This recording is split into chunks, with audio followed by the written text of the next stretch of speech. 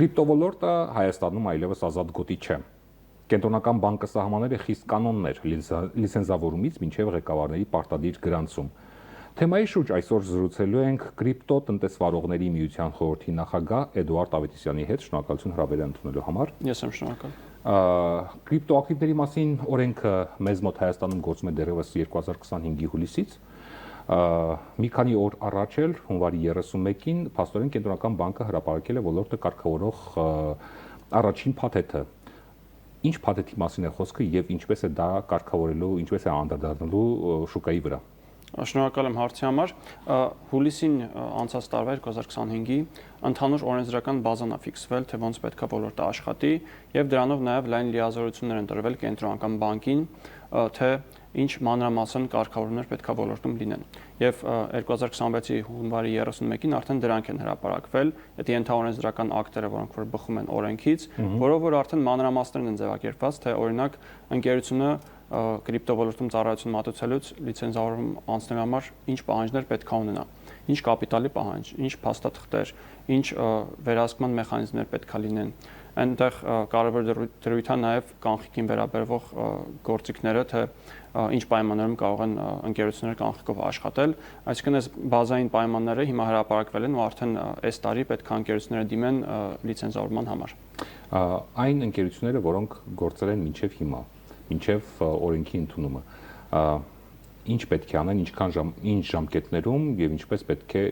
ինչ ընթացակարգեր պետք է անցնեն լիցենզավորվելու համար եւ գրանցվելու համար։ Ընկերությունները, որոնք որ գործել են մինչև օրենքի ուժի մեջ մտնելը, իրենց համար տրված է 1 տարի անցումային ժամանակաշրջան, որի ընթացքում որ կարող են ընկերությունները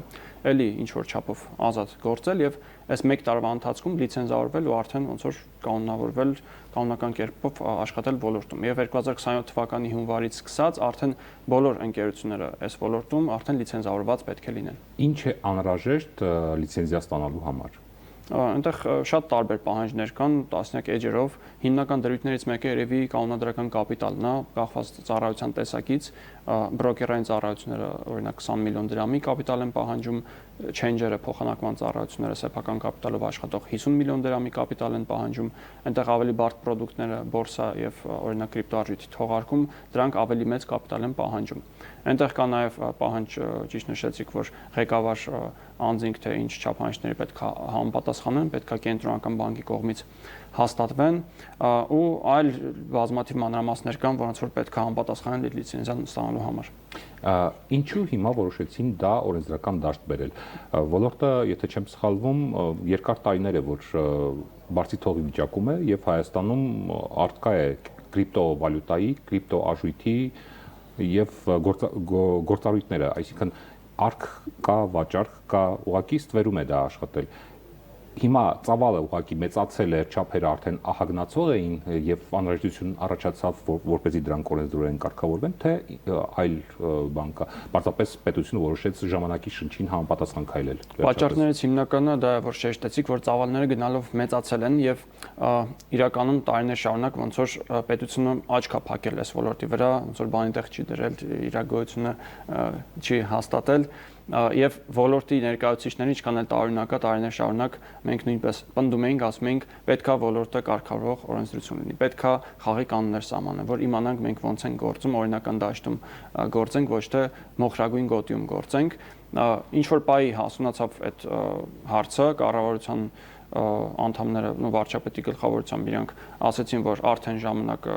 ոնց որ անցել է վաղուց, քանի անգամ խոսել ենք ոլորտը կարգավորելու մասին, անդադ հետ էինք գցում, հիմա պետք է օրենքը ընդունենք եւ վերջ։ Մի բան ընդունենք, դրա վրա արդեն բարելավենք, զարգացնենք։ Հեռուստադիտողների համար հասկանալի լեզվով եթե բացատրենք, այս ոլորտը ինչ է ենթադրում։ Կրիպտոարժույթը եթե երկու բառով նկարագրել ինքը էլեկտրոնային փող է։ Դա վիրտուալ դրամ է։ Այո, վիրտուալ գումար է։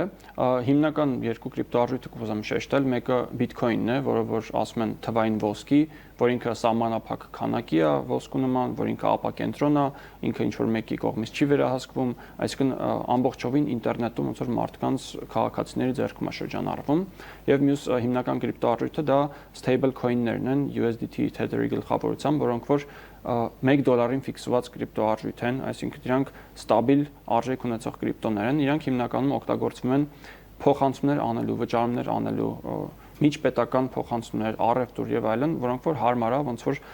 թվային դոլար, ոնց որ դոլար ուղղակի ավելի հեշտությամբ դու փոխանցում անես, ոչ թե բանկերով այդ բյուրոկրատիայով միջնորդավճարներով անցնես։ Ավելի մատչելի լեզվով ասած, սա արժույթ է, որը մինչև հիմա մեր իրականություն չի եղել, չի գործել։ Ինչ է սա տալիս բնակչությանը, քաղաքացիներին։ Իրականում երբ որ պատմության մեջ խորանում ես թե ոնց ու ինչու են առաջացել կրիպտոարժույթները, հիմնական դրդապատճառը 2008 թվականի այդ գլոբալ ֆինանսական ճգնաժամն էր, որտեղ որ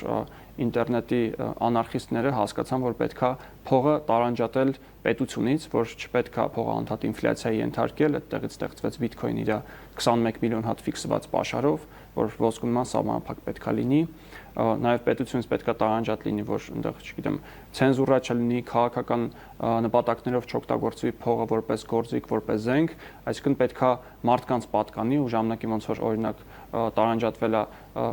կրոնը պետությունից, պետքա նույն սկզբունքով ֆինանսները պետությունից տարանջատվեն։ Դա եղել սկզբունքը։ Հաճախ։ Տեսեք, Թրամփը, Միացյալ Նահանգների նախագահը, շատ մեծ հույսեր է կապում կրիպտովալյուտայի հետ եւ մեկ անգամ չէ որ հայտարարել է, որ սա ապագայի արժույթն է։ Բավականին խոշոր ներդրումներ են անում ոլորտում եւ զարգացնում են եւ Միացյալ Նահանգները թվում է թե առաջատարն են նաեւ իր ներդրումների իմաստով, այս ոլորտում ներդրումների իմաստով։ Հայաստանում որքանով է տարածված կրիպտո արժույթը եւ քաղաքացիները վստահություն ունեն վիրտուալ արժույթի նկատմամբ։ Արժի նշել, որ Ամերիկան ժամանակին սխալ ճանապարհով է գնացել կրիպտոարժույթը ճնշելու սահմանափակելու ուղղությամբ, հետո հասկացել է թե ինչքան մեծ հնարավորություններ է բաց թողում ու հիմա արդեն ճիշտ քաղաքականություն է վարում կրիպտո ոլորտում եւ Հայաստանն է ցավոք այս պայդրությամբ սխալողությամբ է գնում, հույս ունեմ առիթ կունենանք այդ մասին խոսել։ Հայաստանում շատ մեծ շրջանառություն կա կրիպտոարժույթներով, տարեկան մոտ 10 միլիարդ դոլարի շրջանառություն եւ բնակչության մոտ 15%-ը, մոտ 450,000 քաղաքացի ինչ որ բայ կամ օգտվել են կրիպտոից կամ էլ հիմա ակտիվորեն օգտագործում են կրիպտոարժույթը ներդրումների համար կամ էլ ինչ որ փոխանցումների միջազգային համար։ Այսինքն վստահության խնդիր չկա հանրության մեջ։ Տեսեք, դե եթե մարդ ով որ տեղյակ չի ոլորտից, կարող է առաջին հերթին, ասենք, կողքից նայելով ասի անհասկանալի բան է, ես չեմ ուզում սրա հետ առնչվել, բայց մարդիկ կան ում համար պրակտիկ խնդիր է լուծում, կոնկրետ գործիք է հանդիսանում, օրինակ IT ոլորտի ներկայացուցիչներից շատերը իրենց աշխատավարձը ստանում են կրիպտոյով, որ ինչ որ միջազգային դրամական փոխանցումների, այո, Հայաստանում ինչ որ դրամական միջոցների ծառայություններից չօգտվեն, գործատուն ուղիղ իրանց դրամապանակին կարողանում է կրիպտոարժույթ նստացնել, իրանք էլ արդեն դա վերացում են Հայաստանում ՀՀ դրամի իրանց ծախսերն են հոգում։ Ինչու է այդքան կարևոր ոլորտի այդ օրենսդրական կարգավորումները եւ լիցենզավորումը հատկապես այդ ընկերությունների նվազագույն կապիտալը եւ իհարկե ղեկավարների պարտադիր գրանցումը։ Ինչու է դա կարևոր շուկայի համար։ Ցանկացած ոլորտում խաղի կանոնները կարևոր են, այսինքն հստակություն պիտի լինի, թե ընկերությունները հաճախորդների հետ ոնց են հարաբերվում։ Հարցը նրանում է, թե ինչ տեսակի կարգավորումներ ենք դնում, ու դրանք արդյոք բխում են ընկերությունների եւ քաղաքացիների եւ պետության շահերից։ Հիմա ցավոք բացասական ու ճնշող կարգավորում ենք մենք դրել Հայաստանում, իդեպս ոնց որ կենտրոնական բանկի ու իր տեսլականի, որը որ սահմանափակում է ոլորտը։ Ու Հայաստանում մեծ շրջանառությունը, որ նշեցի, ինքը հիմնականում սպասարկում է միջազգային առևտուրը Հայաստանի խոշոր առևտրային գործընկերների հետ։ Այսինքն որ բանկային համակարգով հաճախ դանդաղ կամ ծախսատար լինում այդ փոխանցումները անել, բիզնեսները իրար փոխանցում են անում կրիպտոյով։ Հիմա երբ որ դժվար կարգավորում է դրվում ու արդեն այդ գործիքները սահմանափակվում են, դրանից տուժում է նաև բիզնեսը ու նաև պետությանից հարկերի հավաքագրում եւ այլն։ Որքանով է այդ կարգավորումները ճիշտ վերապահել կենտրոնական մի կառույցի, որը դեռևս լիարժեք չի տիրապետում ոլորտին, այսպես ասեմ։ Ըստ հանրային ելույթների կառավարության դիրքորոշումը եղել է հետևյալը. կրիպտոարժույթը առնչվում է գումարին, փողի հետ ոնց որ աշխատում է կենտրոնական բանկը, դրա համար եկեք այդ վերահսկողությունը այս ոլորտի տանք կենտրոնական բանկին։ Բայց դա իրականում շատ սխալ մոտեցում է ու զարգացած երկրներում, որտեղ որ այս ոլորտը առաջ է գնում, այնտեղ կենտրոնական բանկերը չեն կարգավորում ոլորտը, որովհետև կրիպտոն ինքը իր էությամբ հանդիսանում է այլընտրանք բանկային համակարգին, այլընտրանք ավանդական ֆինանսներին։ Ու տրամաբանական չի, որ բանկերներին է տրամադրվում այս նոր իրանցից ոնց որ կոպիտ ասած բիզնես խլող կամ էլ շրջանառություն խլող ոլորտը տալ, որ իրանք կարգավորեն։ Այդ ոնց որ բան լինի, գարդների իրավունքների պաշտպանությունը տալիս ենք գայլերին, էլի մոտարապես նույն սկզբունքն է ստացվում։ Ու ճիշտ կլիներ, որպեսզի անկախ մարմին լիներ, որը որ մասնագիտացված լիներ այս ուղղությամբ ու ինքը բալանսավորեր պետության շահ քաղաքացիների օրինակ ինչպես է կարգավորվում, ով է զբաղվում դրանով։ Այնտեղ երկու պետական մարմին կա, մեկը CFTC-ն է, մեկը SEC-ն է, մեկը արժեթղթերով է զբաղվում, մյուսը commodity ասած ապրանքներով է, ոնց որ վերահսկողությունով է զբաղվում, բայց կենտրոնական բանկը չի, այո, կապ չունի բանկային համակարգի հետ։ Նոր կանոնակարգը ինչպես է ազդելու շուկայի սֆերային կողմի վրա։ Խիստ բացասական իրականում, որովհետև հիմա ինչ կարգավորում է մտել հունվարի 1-ից ուժի մեջ, որ նախ արժի նշել, որ այս ոլորտը կենտրոնական բանկի կողմից տարիներ շարունակ ճնշվել է։ Կենտրոնական բանկը հայտարարություն է տարածել ու շրջաբերական ուղարկել բանկերին, որ կրիպտոն ռիսկային է, վտանգավոր է, իր հետ պետքա գործ չունենալ ու բանկերին արգելել է կրիպտոյի հետ որևէ գործարքներ անել։ Դրա արդյունքում տարիներ շարունակ ոլորտը աշխատել է բացառապես կանխիկով։ Եղել են գրասենյակներ, որտեղ հաճախորդներ եկել են, change-ն արել, փոխանակել են իրան կրիպտոն գումարի կամ գումարը կրիպտոյին, այդպես է ոլորտը աշխատել։ Հիմա հունվարի 1-ից դրվել է սահմանափակում կանխիկի վրա, մինչև 300,000 դրամ, որ իրականում չնչին թիվ է, երբ որ ասում ես, որ սա միջազգային առևտրին 100,000-ավոր դոլար արժողությամբ գործարքներին է վերաբերվում։ Այդ գործարքները հիմա չեն սպասարկվում, բանկերն էլ դեռևս չեն սպասարկում պատշաճ կերպով այս ոլորտը։ Ինչու է սահմանափակում դրվել գումարի վրա։ Որով դե բանը այն էր, սկզբունքը այն էր, որ այս ոլորտը ռիսկային է, հասկանալի չի, վերահսկելի չի պետության համար, դրա համար եկեք այս ամբողջ շրջանառությունը բանկերով անցկացնենք, որը մեր համար ավելի ծանոթ է։ Բայց հաշվի չի առնվել այն, որ բանկերն էլ չեն սպասարկում ոլորտը։ Ու հիմա ոչ բոլոր բանկերը։ Այս պայդրությամբ ընդհանրապես մի հատ բանկ ու դեռևս առաջին փոքր քայլերն է անում ոլորտը սպասարկելու ուղղությամբ։ Այսինքն այդ մեծ շրջանառությունը հիմա կամ ուղղակի զրոյացել է, կամ գնացել է հարևան երկրներ, կամ էլ ստվեր է անցել։ Երեք դեպքում էլ սա բացասական է համ բիզնեսի համար, համ պետության համար։ Ինչ է կարծում այդ կարգավորումները առաջիկայում կարող են վստահությունը, հանրության վստահությունը բարձրացնել կրիպտո ոլորտի նկատմամբ, թե ընդհակառակը կարող են եւ այդ եղած փոքր վստահությունն էլ կորցնել։ Սա կրիպտո ոլորտը ինքը իր վստահությունը ունի։ Այսինքն որևէ հաճախորդ կրիպտո ոլորտի ինքը երբեք չի կասկածում, այս ոլորտը վստահելի է թե չէ։ Ինքը վստահ է, գիտի սրանից ոնց օգտվել, ոնց որ դուք ինտերնետից երբ որ օգտվում եք, դուք չեք վստահում կամ չեք, դուք օգտվում եք պարզապես իրանից։ Նույն բանը կրիպտոյի դեպքում է, ու հիմա ավելի շատ կարա պետության հանդեպ անվստահություն առաջանալ, կարա կենտրոնական բանկի ու ռեգուլատորի հանդեպ անվստահություն առաջանալ, երբ որ տեսնում են հաճախորդները, քաղաքացիները, որ անտրամաբանական ու անհարմար ձևի կարգավորումներ են դնում, որոնք որ թույլ չեն տալիս իրենց այդ շատ հարմար գործիքից օգտվել։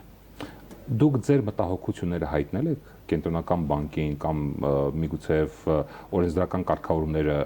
երբ թղթի վրա էին դեռ գրվում էին նախաձեռնությունները, հայտնել եք այդ մտահոգությունները, թե ընդունելուց հետո արդեն առաջացավ